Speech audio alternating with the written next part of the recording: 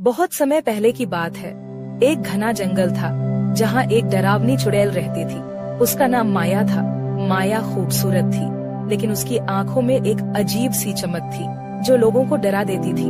गांव के लोग उसे देखकर भाग जाते थे और उसके जादू के किस्से सुनाते थे।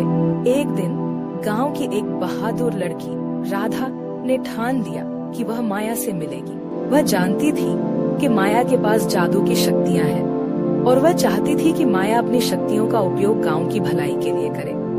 राधा ने जंगल की ओर कदम बढ़ाया। उसे हर कदम पर डर लग रहा था, लेकिन उसने अपने साहस को समेटा और माया की झोपड़ी तक पहुंच गई। माया ने राधा को देखते ही कहा, तुम यहाँ क्यों आई हो? लड़की। राधा ने हिम्मत जुटाकर कहा, मैंने सुना है कि आप जादूगरनी हैं।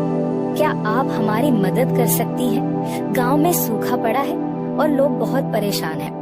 माया ने राधा की बात सुनी और थोड़ी देर सोचने लगी।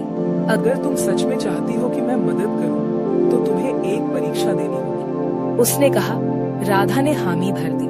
माया ने उसे जंगल में एक दुर्लभ फूल लाने के लिए कहा जो केवल चांद की रोशनी में खिलता था। राधा ने चुनौती स्वीकार की और रात को जंगल में गई। उसने पूरी रात मेहनत की और अंततः उस फूल को ढूंढ निकाला।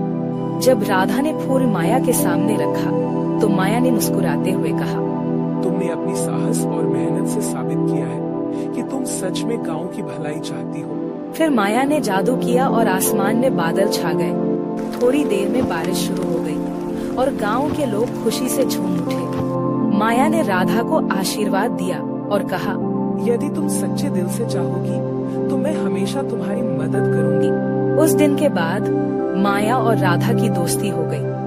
माया ने अपने जादू का उपयोग गांव की भलाई के लिए किया और गांव फिर से हरा भरा हो गया।